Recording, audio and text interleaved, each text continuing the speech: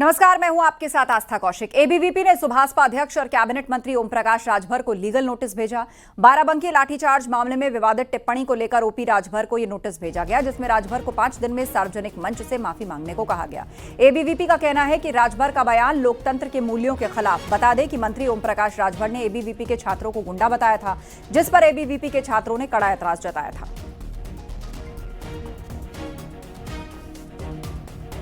तो मंत्री ओपी राजभर को एबीवीपी का लीगल नोटिस।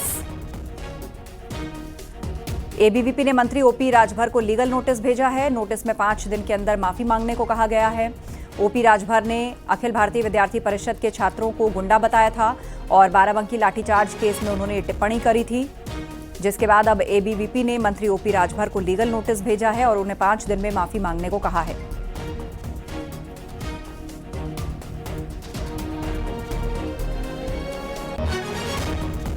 तो एबीवीपी के छात्रों पर टिप्पणी को लेकर नोटिस भेजा है। सार्वजनिक मंच से माफी मांगने को कहा गया है और कहा गया है कि 5 दिन के भीतर वो माफी मांगे। ओपी राजभर ने छात्रों को गुंडा बताया था। बाराबंकी मामले में, लाठीचार्ज मामले में छात्रों को गुंडा कहा था ओपी राजभर ने, सुभाषपा के अध्यक्ष ओपी राजभर, जिसके बाद अब एबीवीपी ने लीगल नोटिस भेजा है ओम प्रकाश राजभर को और उन्हें 5 दिन में माफी मांगने को कहा गया है।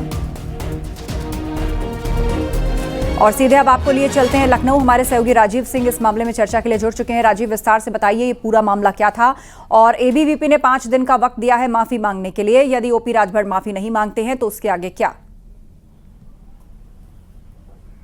देखिए, बीते दिनों एबीवीपी के छात्र नेताओं ने एसआरएम यूनिवर्सिटी के खिलाफ, उसकी मान्यता न होने के बावजूद विधि संकाय चलाने के खिलाफ प्रदर्शन किया था। उस दौरान पुलिस द्वारा लाठीचार्ज की गई थी। इसको लेकर जब मंत्री ओम प्रकाश राजभर से सवाल किया गया तो उन्होंने कहा कि एबीवीपी के गुंडों पर पुलिस ने सही लाठी चलाई है। एबीवीपी के कार्यकर्ताओं को गुंडे कहने पर सारे एबीवीपी के कार्यकर्ता भड़क गए थे और उन्होंने बीते दिनों न सिर्फ मंत्री ओम प्रकाश राजभर के आवास पर प्रदर्शन किया, बल्कि अब उन्हें एक लीगल नोटिस भेजा है, जिसमें इस बात का जिक्र किया गया है कि 5 दिन के भीतर अगर वो सार्वजनिक मंच से माफ़ी नहीं मांगते हैं कि उन्होंने गलत बयान दिया है, क्योंकि वो एक संवैधानिक पद पर बैठे हुए हैं और एबीवीपी एक जिम्मेदार संगठन है, ऐसे में उनका ये बयान गलत है, उनको सार्वजनिक माफ़ी मांगनी होगी। साथ ही साथ एक कंडीशन ये भी दी गई है कि अगले 7 दिन के अंदर उन्हें लिखित तौर पर भी माफ़ी मांगनी होगी कि उन्होंने एबीवीपी के खिलाफ जो बयान दिया है वो गलत है और हम माफ़ी मांगते हैं। अगर ऐसा न किया गया तो आने वाले दिनों में एबीवीपी के जो कार्यकर्ता हैं वो लगातार उनके खिलाफ आंदोलन करेंगे और उनके इस्तीफे की मांग करेंगे, जिसको लेकर अब बीते कल खुद ओम प्रकाश राजभर ने उत्तर प्रदेश के डिप्टी सीएम केशव प्रसाद मौर्य से भी मुलाकात की थी। माना यह जा रहा है कि एबीवीपी द्वारा जो विरोध प्रदर्शन किया जा रहा है उसको लेकर भी डिप्टी सीएम से बात हुई है, लेकिन फिलहाल अब किस तरह से ओम प्रकाश राजभर इस लीगल नोटिस का जवाब देंगे, उनकी क्या प्रतिक्रिया है, उसके लिए इंतजार किया जा रहा है। हालांकि इस दौरान सरकार ने जो जांच समिति बनाई थी उसकी रिपोर्ट के आधार पर संबंधित चौकी इंचार्ज और जिम्मेदार पुलिस अफसरों को, कर्मचारियों को निलंबित किया गया है और अभी ये जांच जारी है। कहा यह जा रहा है कि जैसे जैसे जिस अधिकारी की भूमिका आएगी उसके खिलाफ भी कड़ी से कड़ी कार्रवाई की जाएगी। दूसरी ओर एसआरएम यूनिवर्सिटी जिसने सरकारी जमीन पर कब्जा किया था उसको भी वापस करने और उनके खिलाफ करीब 26 लाख का जुर्माना लगाया गया है। दूसरी ओर उनके खिलाफ एफआईआर भी दर्ज की गई है। तो लगातार सरकार भी इस पूरे मामले को गंभीरता के साथ हैंडल कर रही है और जो दोषी हैं उनके खिलाफ कार्रवाई भी कर रही है। लेकिन एबीवीपी के कार्यकर्ताओं का कहना है कि जो अभी कार्रवाई हुई है उससे वो संतुष्ट नहीं है और जब तक बड़े अफसरों के खिलाफ कार्रवाई नहीं होगी तब तक उनका ये प्रदर्शन जारी रहेगा और इसीलिए आज फिर एबीवीपी ने एक प्रेस कॉन्फ्रेंस बुलाई है। उसमें इस बात का ओम प्रकाश राजभर का एबीवीपी की तरफ से हो रहा है। आप नजर बनाए रखिए। जानकारी के लिए शुक्रिया आपका राजीव। और इन विवादों के बीच मंत्री ओपी राजभर ने डिप्टी सीएम केशव प्रसाद मौर्य से मुलाकात की। आपको बता दें, बाराबंकी में छात्रों पर लाठीचार्ज को लेकर दिए बयान के बाद राजभर एबीवीपी के निशाने पर हैं।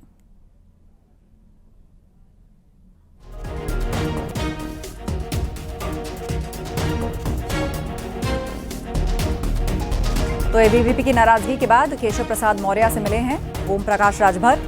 एबीवीपी के छात्रों ने सख्त ऐतराज जताया खुद को गुंडा कहे जाने पर। केशव प्रसाद मौर्य से मिले ओम प्रकाश राजभर। राज्य ने छात्रों को गुंडा बताया था। राजभर ने डिप्टी सीएम केशव प्रसाद मौर्य से मिले हैं। एबीवीपी की तरफ से जो विरोध हो रहा है उसके बाद ओपी राजभर ने मुलाकात की है डिप्टी सीएम केशव प्रसाद मौर्य से।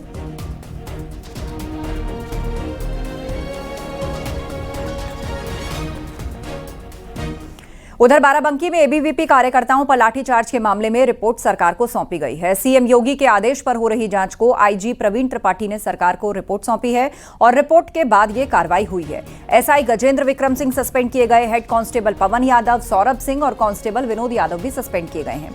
इस मामले में एबीवीपी की ओर से हाईकोर्ट में एक जनहित याचिका भी दायर की गई है।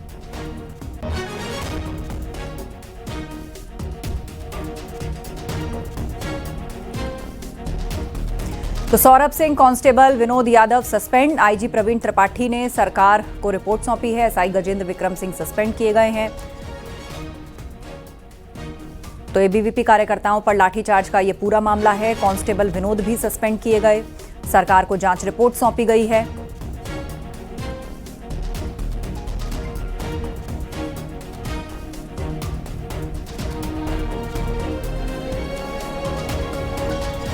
हेड कांस्टेबल पवन यादव सस्पेंड किए गए, कांस्टेबल विनोद यादव भी सस्पेंड किए गए। तो कुछ पुलिस वालों पर कार्रवाई हुई है लाठीचार्ज मामले में।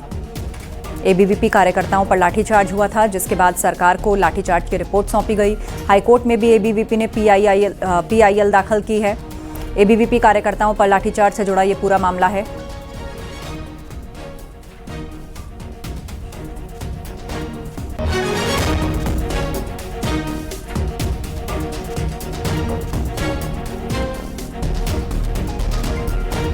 आईजी प्रवीण त्रिपाठी ने सरकार को रिपोर्ट सौंपी है।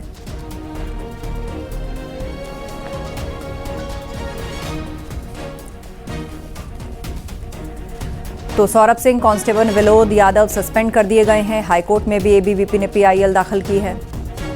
सरकार को लाठीचार्ज की रिपोर्ट सौंपी गई है।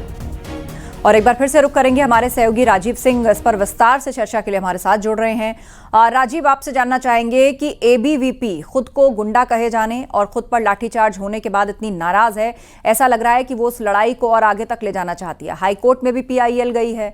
ओपी राजभर को माफी मांगने के लिए 5 दिनों का नोटिस दिया गया है। प्रशासनिक कार्रवाई हुई है, कुछ पुलिस वालों को सस्पेंड किया गया है। और देखिए, लगातार जो एबीवीपी के कार्यकर्ता हैं वो इस मुद्दे को लेकर मुखर हैं और उनका कहना है कि जब तक उन्हें न्याय नहीं मिलेगा तब तक उनका ये संघर्ष जारी रहेगा।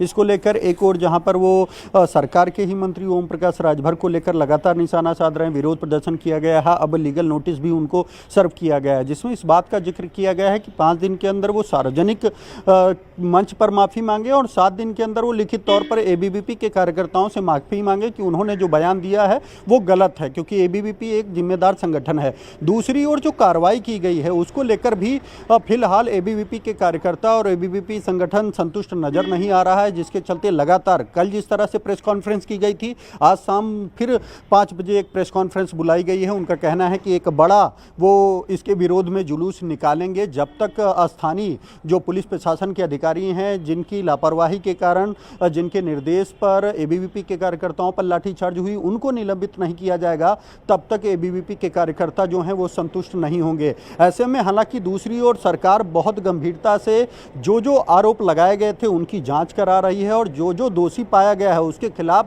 त्वरित ताबड़तोड़ कार्रवाई भी शुरू की गई है। सबसे पहले खुद उत्तर प्रदेश राज्य शिक्षा परिषद द्वारा संबंधित विश्वविद्यालय के खिलाफ गंभीर धाराओं में एफआईआर दर्ज करा दी गई है। दूसरी तरफ जो ये आरोप लगाया जा रहा था कि एसआरएम यूनिवर्सिटी ने सरकारी जमीन पर कब्जा किया है, उसके लिए पहले ही 25 अगस्त को ही स्थानीय तहसीलदार द्वारा एक आदेश जारी किया गया था, जिसमें इस बात का जिक्र किया गया है कि 6 बीघे जो जमीन है उसके साथ 26 लाख रुपए का जो जुर्माना है वो संबंधित विश्वविद्यालय से वसूला जाए, उसकी भी वसूली और कार्रवाई शुरू हो गई है। तीसरी ओर जो ये कार्रवाई थी कि जिन पुलिसकर्मियों ने जानबूझकर बर्बरता से लाठीचार्ज किया है उनको मारा जाए। फिलहाल जो आईजी अयोध्या प्रवीण कुमार की प्रारंभिक रिपोर्ट है जो कल डीजीपी को सौंपी गई थी, उसमें इस बात का जिक्र किया गया है कि जो वीडियो में जो पुलिसकर्मी नजर आ रहे हैं, खासकर संबंधित चौकी इंचार्ज और जो 3 सिपाही हैं, उनको फिलहाल निलंबित किया गया है, लेकिन ये जांच अभी लगातार जारी है।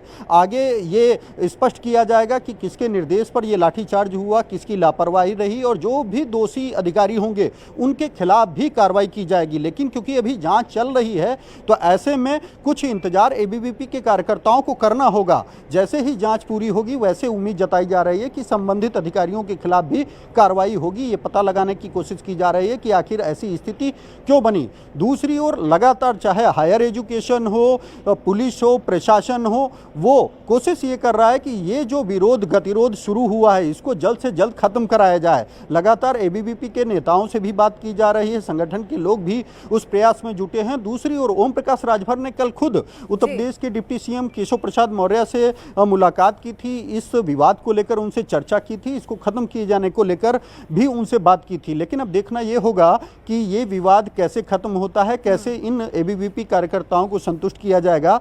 दूसरी ओर सरकार का यह मानना है कि जो भी दोषी होगा, जिसने भी गलत किया है, उसको किसी भी कीमत पर बख्शा नहीं जाएगा, उसके खिलाफ कठोर कार्रवाई की जाएगी। तो मामले को लेकर फिलहाल जो है वो सियासत गर्माती दिख रही है। जानकारी के लिए शुक्रिया आपका। गोरखपुर में भारत के समक्ष राष्ट्रीय सुरक्षा की चुनौतियां विषय पर सेमिनार का आयोजन किया गया और इस कार्यक्रम में सीएम योगी के साथ सीडीएस अनिल चौहान भी शामिल थे। सीएम योगी ने कहा कि जिस देश में अराजकता होती है तो देश जल्दी ही समाप्त हो जाता है। सीएम योगी ने यह भी कहा कि पड़ोसी देश पाकिस्तान का हाल पूरी दुनिया देख रही है। सीएम योगी ने कहा कि भारत में नागरिक सुरक्षित हैं, लोग खुशहाल हैं, भारत में तेजी से विकास हो रहा है, तो यही राम राज्य का भी भाव था। गोरखपुर में भारत के समक्ष राष्ट्रीय सुरक्षा की चुनौतियां विषय पर चर्चा कार्यक्रम में सीएम योगी शामिल हो रहे।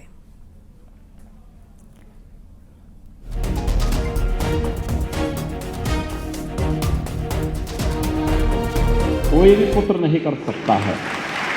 अगर भारत की आन मान और शान के साथ कोई दुस्साहस करेगा तो हर भारतवासी उठ करके खड़ा होगा। और यही तो प्रभु श्री राम ने हम सबको कहा था। उनका उपदेश इसी बात को लेकर के, जब उन्होंने जंगलों वन के दिनों में, जब वनवास उनको हुआ वन के अंदर, और उस समय की भारत की सबसे बड़ी चुनौती जो थी, तो जो राक्षस थे, रावण के राक्षस थे, उन राक्षसों के उत्पात के बारे में, उनके उपद्रव के बारे में जब उनके सामने इस बात को रखा था तो उन्होंने एक ही संकल्प लिया था। तब उन्होंने कहा था, भारत की विद्वत शक्ति के सामने उस समय उन्होंने एक ही संकल्प लिया था, निस्सरहीन करो मैं वो जुटाए प्रण की। यानी एक ही प्रण किया था कि मैं इन राक्षसों को पूरी तरह समाप्त करके इस धरती को राक्षस विहीन करूंगा। हर व्यक्ति सुरक्षित है, हर व्यक्ति खुशहाल है, हर व्यक्ति समृद्धि की एक नई आस के साथ आगे बढ़ रहा है, एक स्वस्थ प्रतिस्पर्धा के साथ आगे बढ़ रहा है। और यही तो भाव था जो प्रभु राम ने हम सबको राम राज्य के माध्यम से दिया। लीलाधारी भगवान श्री कृष्ण ने भी यही कहा था। उन्होंने भी इस बात को कहा था कि परित्राणाय साधूनाम विनाशाय च दुष्कृताम। यानी सज्जनों का संरक्षण, अपने नागरिकों को संरक्षण करना, उन्हें सुरक्षा प्रदान करना।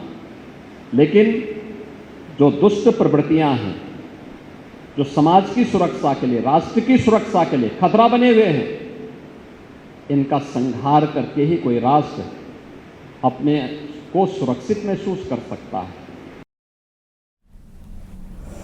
और खबर कौशांबी से, जल शक्ति मंत्री स्वतंत्र देव सिंह ने समाजवादी पार्टी अध्यक्ष अखिलेश यादव पर निशाना साधा। साथ ही कहा कि 2017 से पहले यूपी में गुंडा राज था। 2017 से पहले अपराध चरम पर था। बीजेपी सरकार बनने के बाद अपराध काबू में आया है। यूपी में बेटियां अब सुरक्षित हैं।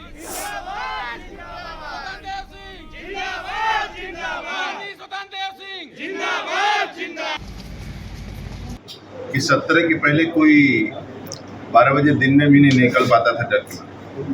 खेत में ट्रैक्टर रहता था तो चोरी हो जाती, स्वयं मंत्री की भैंसे में चोरी हो जाती। फावड़ा कुछ भी रखा है, पंपिंग सेट भी रखा है तो रात में घर से उठा लिया जाता था। 17 के पहले की स्थिति थी कि गुंडा राज था, भ्रष्टाचार था, लूट था। आज 17 के बाद सरकार आदरणीय योगी जी की, मैं 100% के जनता जनार्दन को पूर्ण विश्वास है कि 12 बजे रात को भी वो सफ़र कर सकती हैं अपनी माँ के साथ, बेटी अपनी माँ के साथ।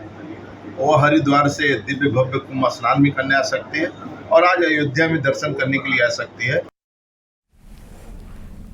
बलिया पहुंचे मंत्री दानिश आजाद अंसारी ने कहा कि बिहार विधानसभा चुनाव और यूपी पंचायत चुनाव में बीजेपी और एनडीए की बड़ी जीत होगी। बिहार की जनता बीजेपी और एनडीए के साथ है। दानिश आजाद ने कहा कि बिहार के दिल में मोदी जी हैं और मोदी जी के दिल में बिहार है।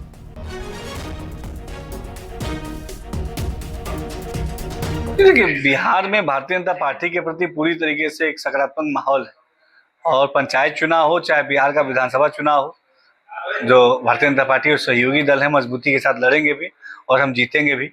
बिहार के दिल में मोदी जी हैं और मोदी जी के दिल में बिहार है और बिहार की उन्नति और समृद्धि और विकास, यही हमारी मोदी सरकार और नीतीश सरकार की प्राथमिकता है। कानपुर में गंगा का जलस्तर धीरे धीरे कम हो रहा है, लेकिन अभी भी एहतियात के तौर पर घाटों को बंद रखा गया है। बैरिकेडिंग लगाकर वहां पर पुलिसकर्मी तैनात किए गए हैं, लेकिन कुछ लोग फिर भी नहीं मान रहे। वो नहीं मान रहे हैं और नियमों को ताक पर रखकर बैरिकेडिंग पार करके गंगा में नहाने जा रहे हैं। जब अटल घाट पर पुलिसकर्मियों ने 3 युवकों को ऐसा करने से रोका तो वो पुलिस वालों से उलझ गए और उनके साथ मारपीट की और वहां से फरार हो गए। इसके बाद उनके ऊपर केस दर्ज करके सीसीटीवी कैमरे की मदद से पहचान की कोशिशें शुरू हुई। पुलिस ने 24 घंटे की कड़ी मशक्कत के बाद तीनों युवकों को पकड़ लिया।